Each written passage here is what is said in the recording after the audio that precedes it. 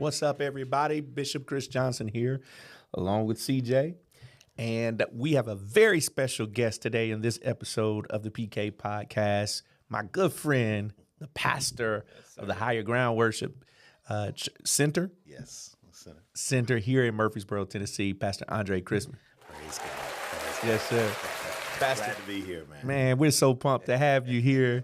And I know you have a lot to shed on this topic of PK. You're raising some PKs. Sure. You were a PK. You're married to a PK. Like this whole angle is going to be crazy. So let's first start here.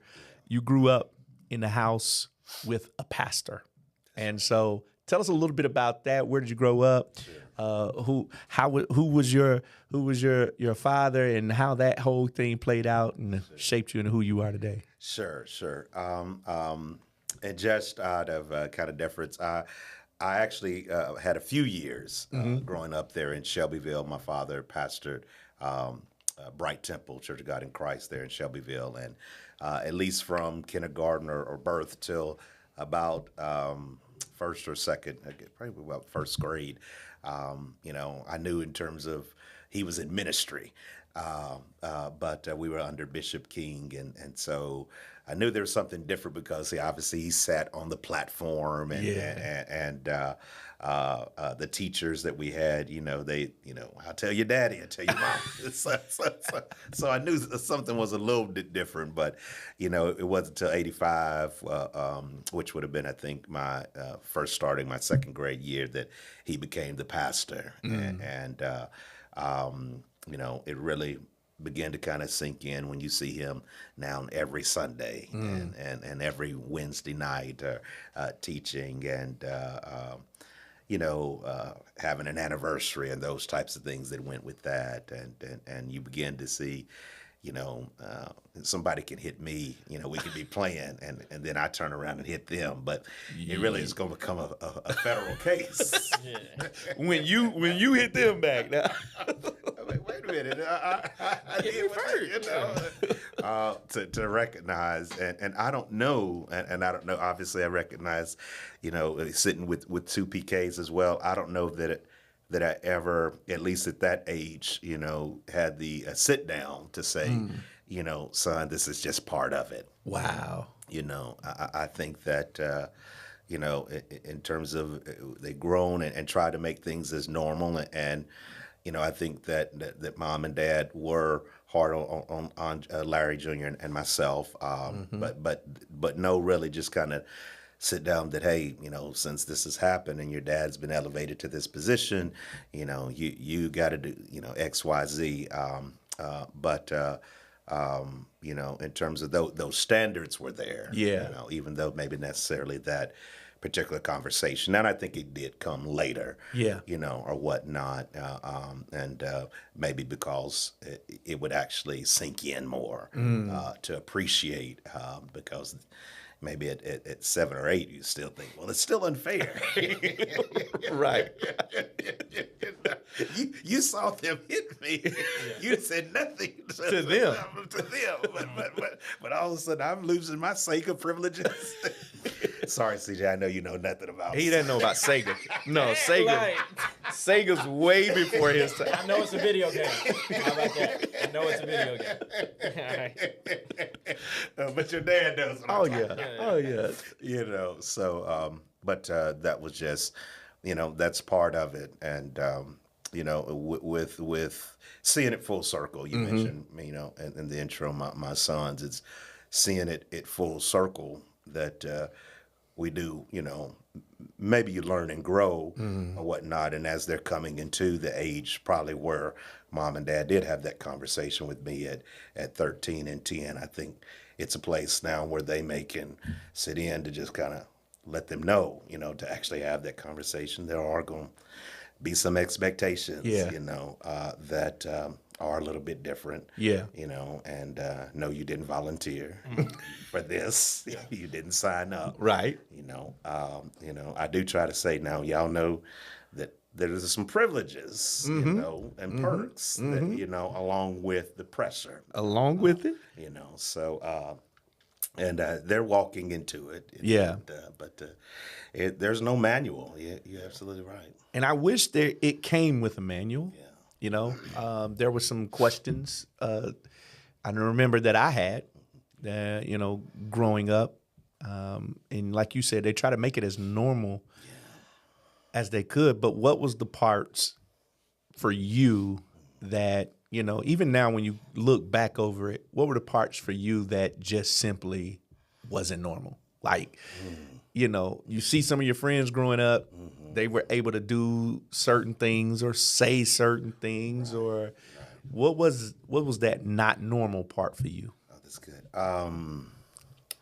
You know, anniversary was different. And I know they celebrated different in different churches and different denominations or whatnot. But to be escorted down, the center aisle and have little chairs that sat in front of people and to have two services to do that, both morning and afternoon. That was different. Yeah. And to, I remember, and I won't go to it in terms of, but probably like 10 or 11, and there was a young lady who was supposed to escort me, and she was actually a pretty young lady, but just I remember looking at other guys who are in my Sunday school class snickering, just because she was a girl, and I didn't like that. I was, it's like, man, be quiet, But and I was telling Mom, can I just walk down? I know you're gonna have Somebody escort you. Escort you, and not being able to have a vote, and to try to balance that, this is a cute girl, but it's the actual thought that, at that age, in terms of you're maybe running from girls or whatnot, and get a little bit older or whatnot, but just the fact that, hey, I had to do this, I had no choice, and hey, nobody else has to do this. Yeah, but, yeah. So, how do you think that affects your kids now? Because now you're a father of PK. So, Sure. How do you think that affects your kids now? Yeah, I can see in times, and just enlarging from that specific example, I can see in times where they're like, if because we don't miss a service. Rarely do we miss a service. We actually had a little time out with my family and my brother's family. That was a really nice time out last week or whatnot. But whether it's prayer service, if it's shut in or whatnot, they're there. If I'm there, they're there, unless something special is. And I know they can. I can see it in their eyes sometimes in terms of to be there, and other people are on their way, but we're the one, if we're opening up or whatnot, and to look around and kind of see, hey, what's going on? Where's other folks, or why are we always right? Sometimes it's not to stay. You can just kind of take a look or whatnot, and so that's different, and it's you revert to once again in terms of at times kind of telling them, hey, but at the same time you want to balance it, because I want it to be as normal. I don't want them to think in terms of you have this special privilege because you are a pastor's child. I want to know in terms of, sometimes we explain, guys, this is just kind of part of ministry.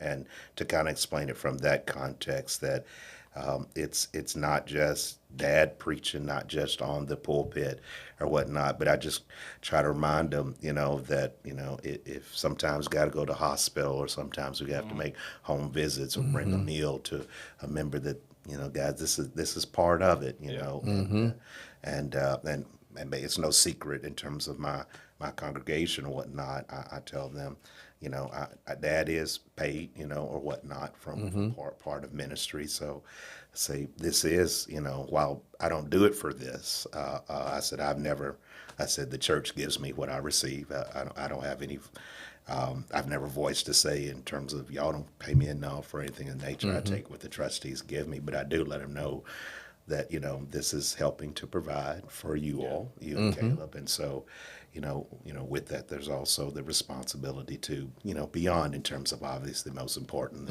is the call and wanting to do it from the heart. But Yeah.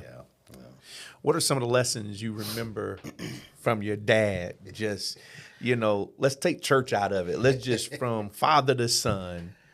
What are some of the things you remember shaped you and molded you into the man you are? Sure.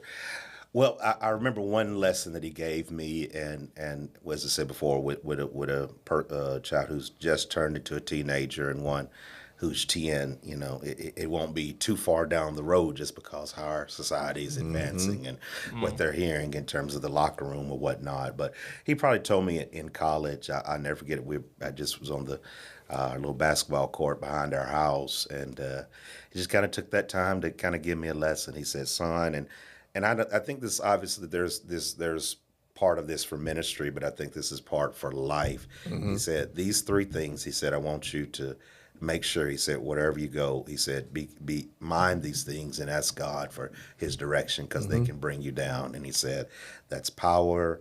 He said, that's sex, and it's money. He said, and and kind of wherever you feel, he said, particularly ministry, he said, but anything you do, he said, if you allow these to get out of balance or whatnot, he said, these would be things that could ruin you and bring you down.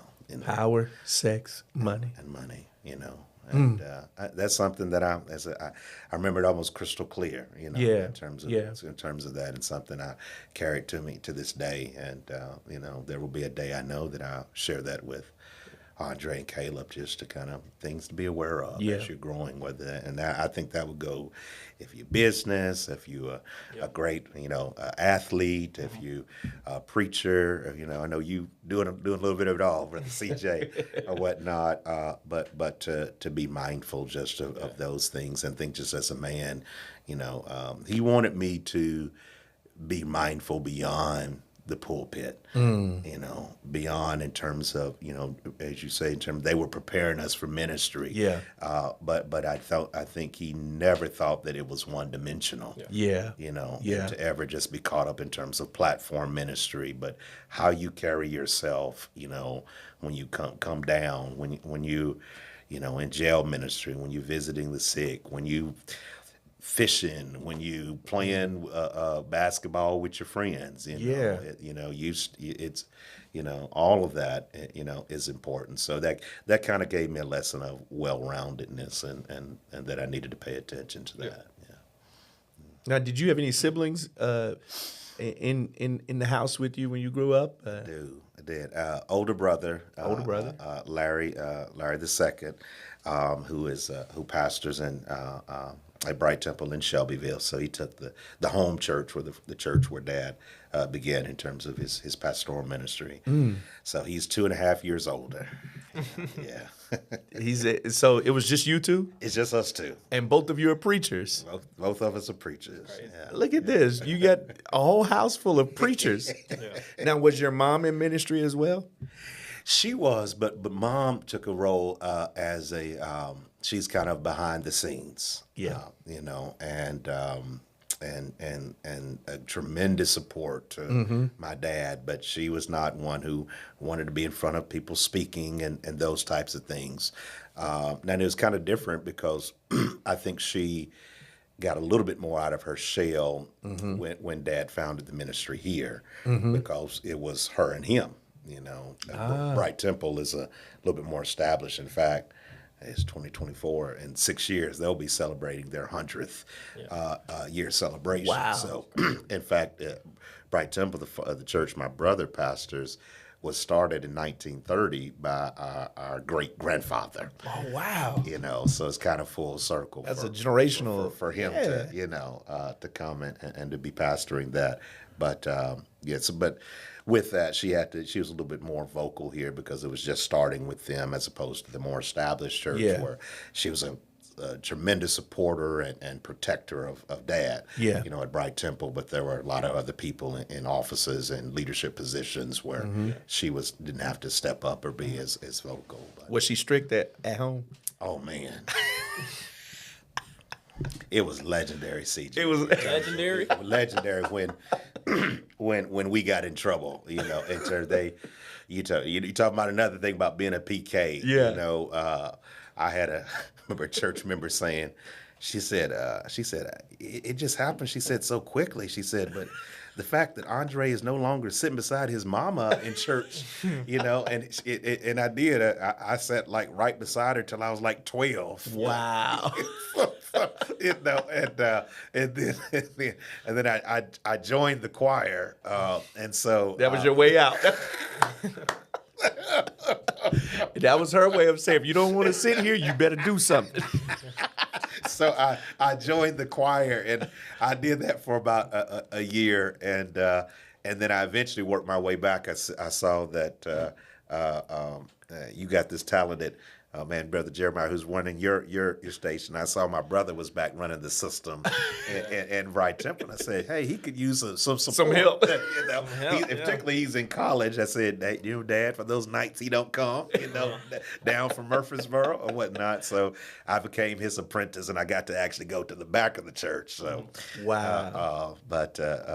Yeah, so that was kind of, people kind of noticing that. I remember we were all in a room one time on a church trip, and we were watching TV, just having a good time. But there were guys and girls there, and the next thing we know, we just haven't. I don't think we're making a lot of noise with it.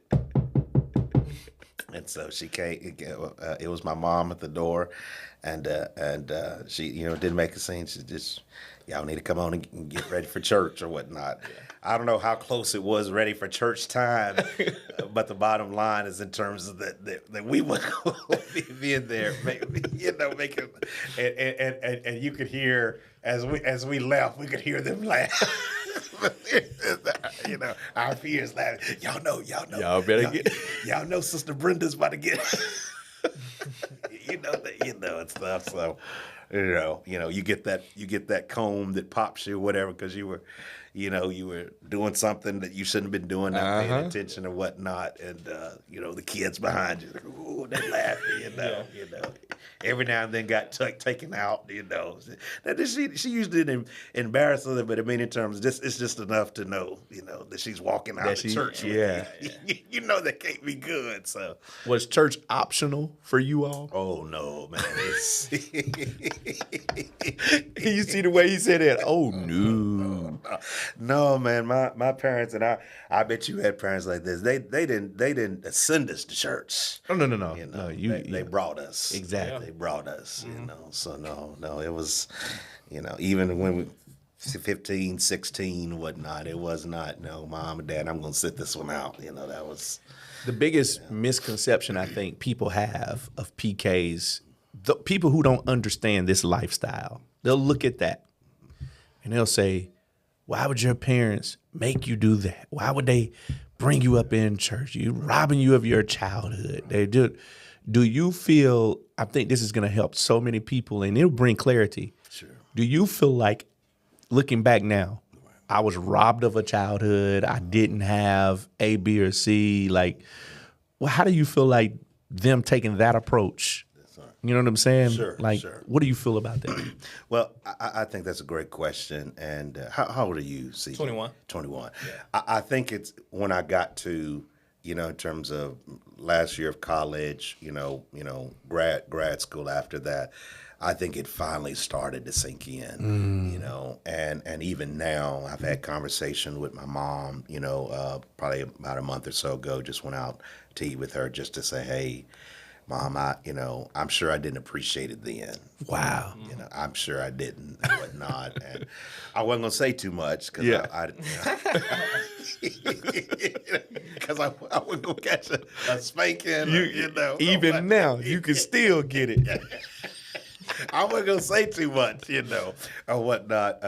But I was begrudging, some of those things, and even when I did it with a positive attitude because I didn't want to spanking or whatever, in my mind, why'd I got to do this? Why can't I go out or do these things or whatnot? But I've come back, and you see some of the things, my peers who, were in car accidents or got caught up in drugs or children, basically having children and having to drop out of school, whatnot. I come back and say, Mom, I thank you for those barriers. Yeah. I thank you for, what you and Dad, y'all checked us and didn't just let us have everything. And you said no, some things that, and she told me that, things that I think I feel now. She said, son, there were times, she said, we wanted to say yes.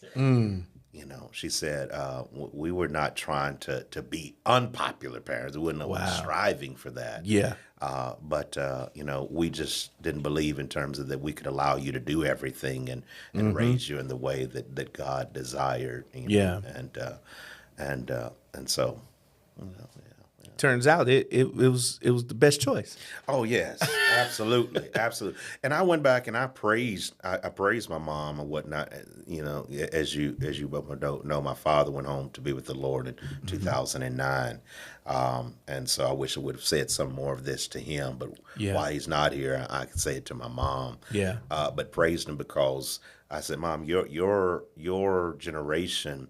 Particularly kind of growing up in a very kind of conservative Pentecostal tradition, I said, you were kind of one of the first generations that dealt with kind of being in between. I said, y'all grew up where y'all didn't go to movies, y'all didn't go to play sports, y'all didn't go to games, y'all were at church 4 and 5 times a week. Yeah. I said, so that's what you grew up in. And I said, I said, I just want you to know, Mom, I appreciate you because y'all decided not to mimic, in terms of you all's upbringing. But I know that can be difficult because you have no pattern instructions to say, how do I ease up off the the pedals or whatnot, and yet not, allow them self-destruction and so much free will that, in terms of they just kind of go crazy. And so I said, y'all had to deal with a delicate balance, And so Larry and I did play sports, and Larry and I did go to movies and, or whatnots. And so it's not till when I talked about your age, it's not really even, to this age in my mid 40s to go back and say, I can appreciate now because I didn't really recognize or appreciate what you came up in. Yeah. And how you were trying to say, okay, there's got to be a little bit more moderation. I want to give them some privileges, even the privileges that I didn't have. Yeah.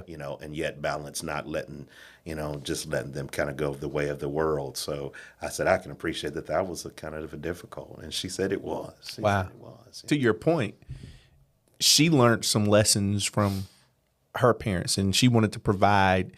You said she didn't really have those standards as far as like, I don't have a point of reference to, but you do. Right. So now I'm wondering, like, what have you decided to do the same or different with your kids? Right.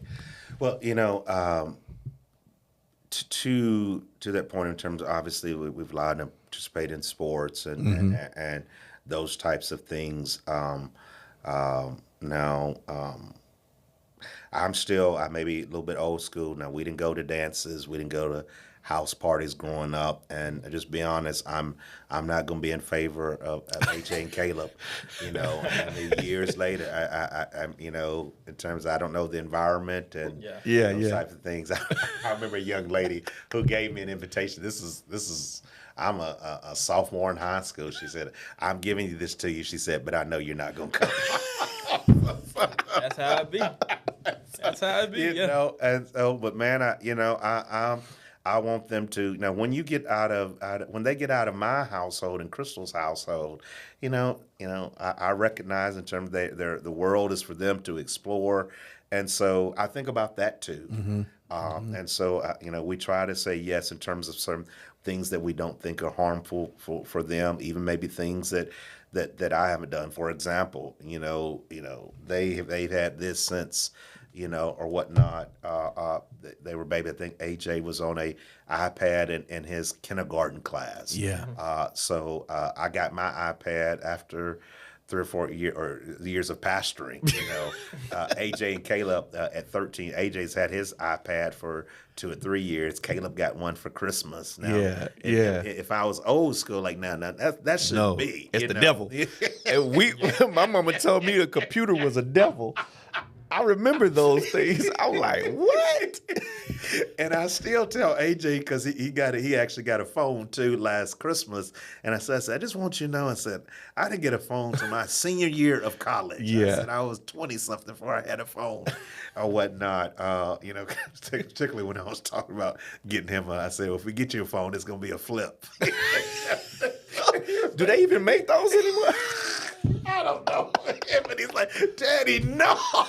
I'll get laughed at, I said, all you need to do is have something that can call.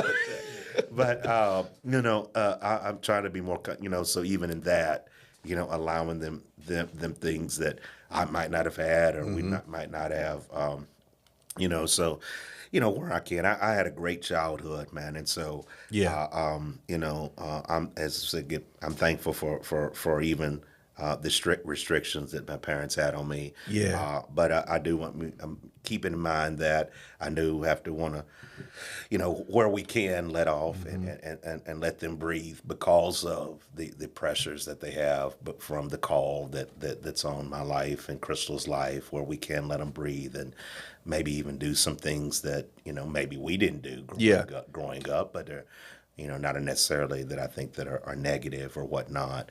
I'll definitely try to be open-minded. I think that's the best way I can. If they present something to me that I feel is not going to compromise their walk or whatnot, to be open-minded about, those things. So. You have a different, more than any other guest. I don't think anybody else on the podcast was actually married to a PK.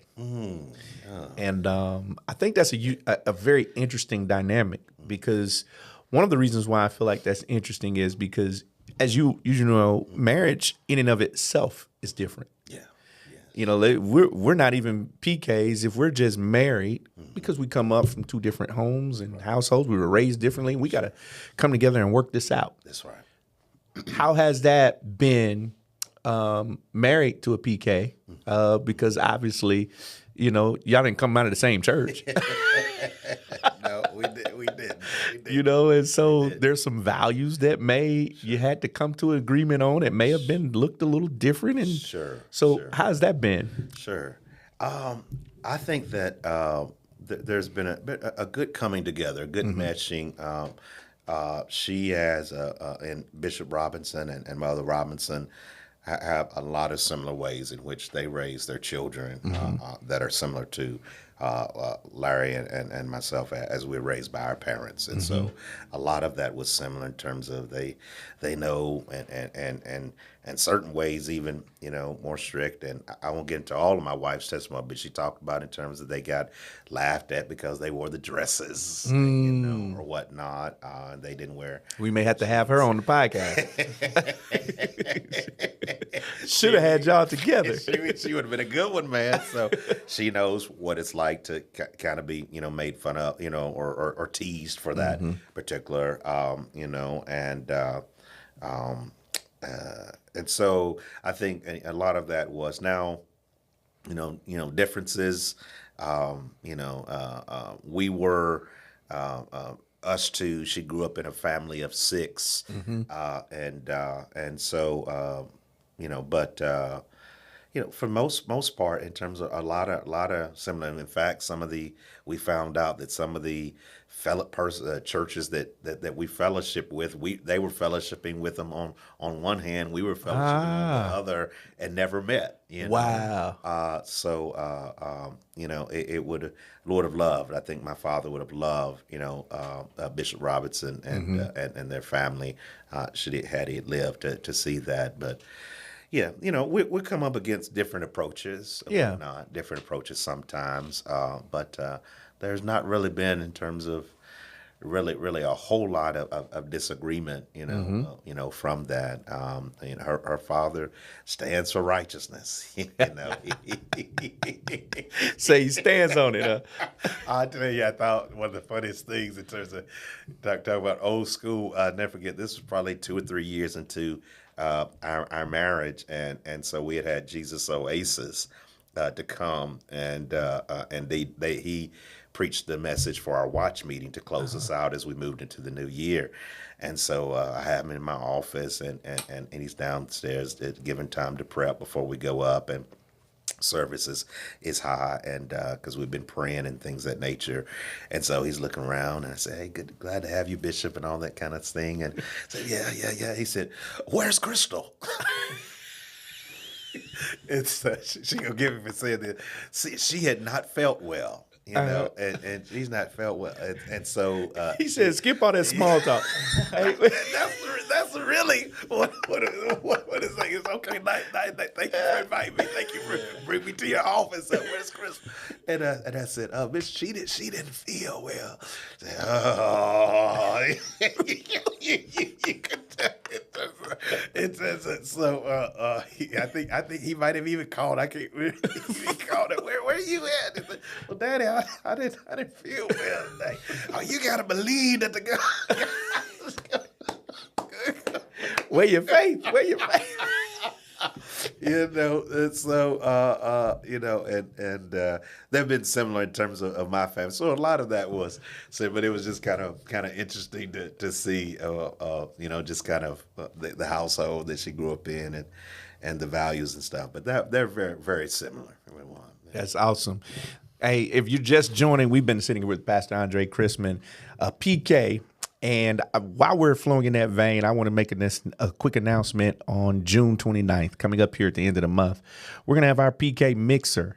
If you are enjoying these podcasts and conversations like this, we're going to get all the PKs together from ages 13 and up. And we're going to talk about just some of our issues. Then there's going to be some networking happening right there. We're going to share some ideas, talk about what we're doing, what we're into, share some resources, and have some further discussions. And that's June 29th at 11 a.m. And we're going to host that right here at Zion Christian Ministries. Just go to thisiszion.org for the free registration. That just gives us a head count so that we'll know who all is coming. So I'm pushing every PK that can meet us there to come here at Zion Christian Ministries. Pastor, part of this conversation, we were talking about this initially started. Of course, I wrote a book called Pastor Plus. Right. And so the God gave me this vision a long time ago about, I believe that every pastor is going to at some point ask two fundamental questions: what else and what next? Mm-hmm. From my dad, he asked that question. That was the inspiration for the book. He asked that question. He was 64. But I think he died at 66. Okay. Mm. So he asked that question, and he would only live for 2 more years. Mm. And I'm like, I don't want to be dad asking that and only have 2 years, right. 2 years left. Sure. So I feel like if I can ask that question and come to grips with that now and start walking in that plus side and understanding God has gifted me in so many different areas, I look at you as someone who embodies that. Because you're not just a pastor, you're an author. You're in the law. I mean, you're a community leader. You're so much more. So, can you talk a little bit about how God has used not only your gift as, being a pastor, preacher, but how He has extended you and given you much outreach to do much more? Praise God, as both of you are as well.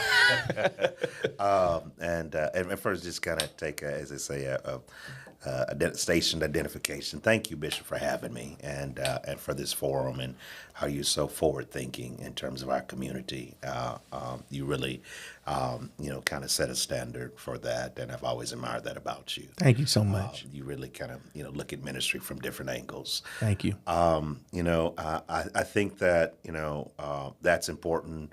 I admire and I look, to folks like yourself. I look at persons like Pastor McCarroll and Pastor Scales and who are doing some innovative things and so I've never been satisfied.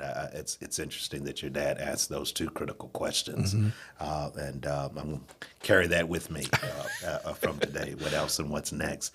But I've never been satisfied just to, as I've been in ministry, to just just be the pastor, just preach on Sunday or teach on Wednesday and go home or whatnot, but always looking at what other impact with the gifts, God, you've given me, can I make in this community and to be a help to persons. And so That's what I really want to do.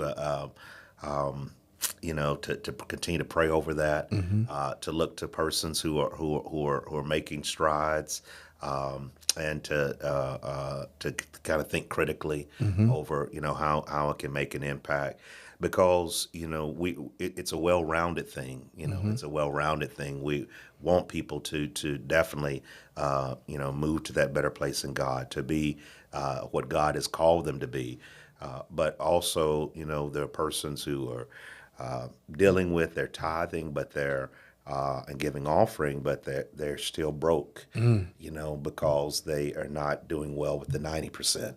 Come on. So I do want to have persons come in, and I've had a person in the community talk about in terms of setting up an account and working on your credit score, looking at mental health. That's something that I know there's room for me to grow in that, but at least we've talked about and had some panels, but we know that is something that we really got to pay attention to. And I've preached from the pulpit, though I haven't necessarily had a mental health session. If I need one, I will go to one, without a doubt. And I tell persons, even when I preach a message about how God's able to heal and to deliver, whether it's grief that you're going through or some type of catastrophic loss, I tell them, along with healing, I said, there's nothing wrong with you going to a counselor, and I said, now I would advise, I'd love to hear, and we've had some mental health professionals in our church talk about it. I said, I'd prefer if you go to one, I said, to go to someone who's a believer. I said, I think that's important, because I think ultimately God is the one who helps us to deal with what we're dealing with. I said, but I think in terms of counseling can equip you with some tools or whatnot. And so, I've done legal clinics at our church to assist persons come talk about, wills and things of that nature. And I like to have folks look at that, not when we're in our 70s and 80s, Come on. Whatnot, but I've done seminars and hooked up with an attorney here to do sessions, while we're right here young, and we can make sure that those things that we want can go to people, the children and whatnot, that we want them to go to take that issue of disputes at the time of death away and go ahead and kind of get those things in order. And so I want to kind of that 360, spirit, soul, and body. I love it, to see how it can better minister, outside in terms of kind of the daily routine, the daily aspects of living that impact us outside of just in terms of that ministry. And so, always looking for that. I'm definitely I don't have have not set the standard, but.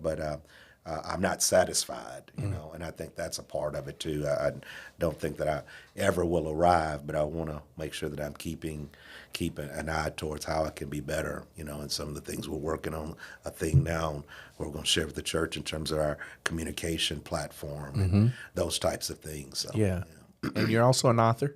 I'm an author.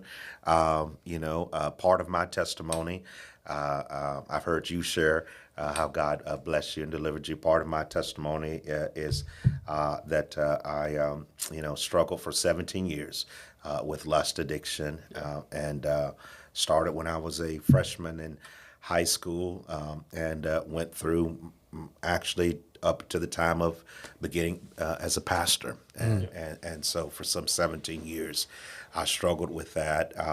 And in 2009, after ups and downs and sharing it even with my parents of my struggle, God blessed me and enabled me through spiritual discipline and walking in according to His Word, and finally giving in to the direction and lead of the Holy Spirit to be able to get over that. And this November it'll be 15 years. 15 years Of sobriety, and I thank God for that.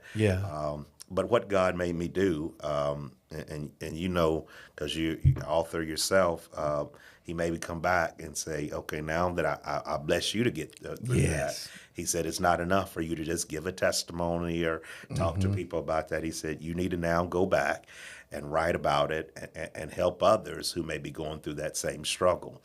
And so 7 years from my time of delivery in 2016, I wrote Lord, Keep My Mind Clean, a 31-day devotional and accountability journal. And it was more geared towards adult men and women. Yeah.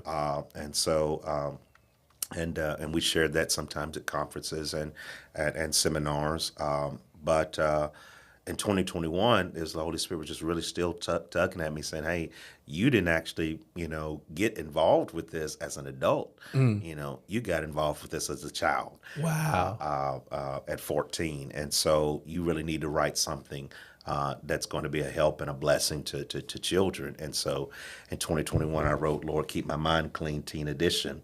I love it. And put some special touches in there for young people, statistics about the internet, because we know there's so much access and things of that nature and whatnot that hopefully will get them and their discussion questions that hopefully can get, you can do small group from it, get them to talking, about some of the things that, that are just out there that are available to them, which, even, in our day, I'm a little older than you, but in our day, in terms of we dealt with dial up, and whatnot. So there's some days I couldn't get on the internet. I don't know what that is. If I gotta wait this long,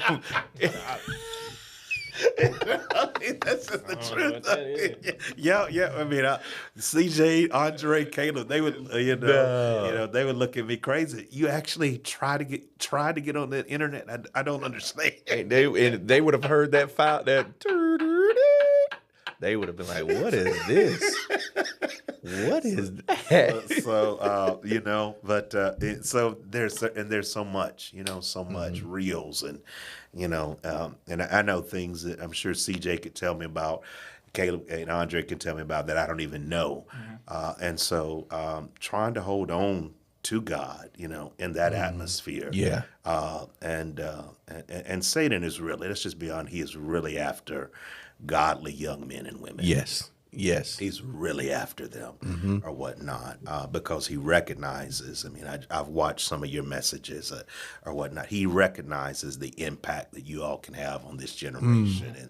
And so he really wants to tear them down. And so I haven't talked a whole lot at my home about it here and there, because we try to shield them as much. But AJ is getting into, that age that, there will be more kind of talks about that. And I said, Lord, he said, this is not, a super bestseller. This is not such and such. I said, but Lord, if you just help me, I said, help me to keep the two young people. If that's all this did, I said, if that's all this did, you help me through this to keep the two young people that Crystal and I are raising, from falling in the ditch that I fell in. I said, God, this would be a success. So, Do you ever feel like part of that, because you said that it took you a while before you finally gave it to the Lord. Do you feel like part of that was just like every time sex is mentioned in the church, oh my God, he said sex.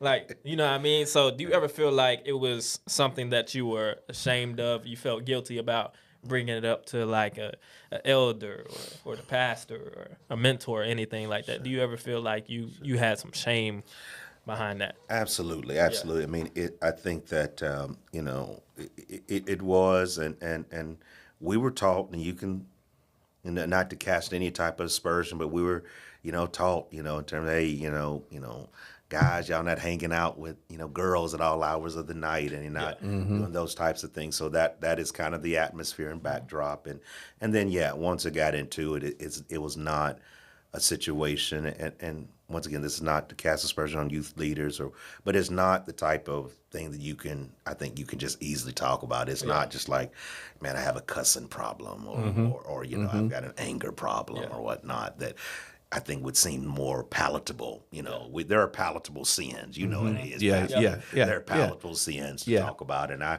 recognize even when I wrote this, I said, Lord, God, there's other I want to talk about faith. In terms of I don't want to just be the but there was a good deal of in terms of shame where I didn't feel the comfort, and I think it wasn't I started at 14. It wasn't until like 20 or 21 that I finally recognized the importance of, hey, tomorrow's not promised. Andre, they have small caskets just like they have large ones, and so I'm going to share this with two people who I trust intimately, and while I may not be able to tell the deacon or the elder, I can tell mom and dad, and so I was at that age that I finally let them know, and I wish I could say that it ended that night, but at least what it did was it made, in terms of, my wife has this saying or whatnot, in terms of exposure helps bring closure, and I did finally bring in two people who I know had my back and would not do anything to embarrass me, but would be there to support and cover me, and they didn't mince words in terms of saying that, Andre, my father told me, Andre, this is wrong. This is something that you don't want to continue along that path. He said, but you've got to give it over. He said it's not something that you can do on your own. Yeah. You've got to give it over to Christ and follow in terms of His path for you. And so that was the night that I finally said, hey, I need to share this with some folks. Yeah. We don't know if your sons are going to be preachers or not. That's right. What we do know is they're going to be PKs. That's true. So 15 years from now, I love these moments because this is a keepsake. 15 years from now, what would you, as a PK yourself, speaking to your sons who will be PKs in the future, if these were these two lessons you want them to keep, if they could see this 15 years from now and say, my daddy told me this, what would you want that to be? The importance of, the Bible talks about a good name, to be chosen than great riches. Come on. My son is my youngest son is into Teslas and all kind of, he'll call out a Rivian, or he'll call out the Tesla truck. I know it's not called Cybertruck. Yeah. You own it, Bishop, man. Yeah. I was about to buy one. That was he'll call that out. He'll call that out or whatnot, and so. But I want to make sure in terms, and there's nothing wrong with prosperity. I've never preached against it, never will, because it's not biblical to preach against it. Mm-hmm. But I want them to know in terms of don't minimize the importance. In fact, put emphasis on the fact of your name, and that we might not live in a mansion or do this, but we try to live in terms of a manner that reflects the glory of God, and you want to make sure that you don't do anything that would make Him ashamed. And I tell them, I said, it's not just for me and Mom's reputation. I said, if you live in such a way that you don't make God ashamed, it'll never be a problem with my wife and I, your wife and I, or whatnot, because you please Him. So I want to make sure that they, do that. And then in terms of to live life of gratitude. Gratitude. I was heard one of my preachers that I like listening to, Dr. Ray Eichelhart, was preaching, and he was sharing a message and talking about how he was in a conference, and one of the taxi cabs picked him up, and he got into the back of the cab, and the man asked him, he said, hey, Reverend, how are you doing? Mm-hmm. And he said, I was ready to, he said, I knew I was going to mess his day up. He said, let me tell you, he said, I'm blessed. he said, and most time when you tell people that, they go like, oh, okay, all right. you catch them off guard. And he said, but this particular time he said, and I didn't catch him off guard. He said, well, I'm thankful. And I try to want to impress on them to be thankful for what God has done, to never have a heart of ingratitude. Yeah. I think you set yourself up so much for what God wants to do in our lives when we let him know that we are grateful for what he's already done. My God. I mean, he gave us Jesus Christ. Yes, yes. You know, Come on. so everything else that we have really is the cherry on top, is the icing or whatever. Yeah, But yeah. we got all when we got Jesus Christ. Come on. You know, and so to be thankful, you've got life, you've got health, you've got strength. You know, we remind them all the time and whatnot. Well, yeah, there may be stuff under the tree, but just recognize that you got a roof over your head. Come on. You know, you've got food in the refrigerator. You've Yeah. got clothes to wear. You've got two parents who love you, who love each other, Yeah. who love God. And so, you know, having that spirit of gratitude is important, you know, because I think it keeps us at the throne of God and focused on his will. You know, and so those would be a couple of things. Pastor, it's been a pleasure. God bless you, man. Enjoyed it. Enjoyed it, Yes, man. sir. This has been the PK Podcast. Signing off. God bless you.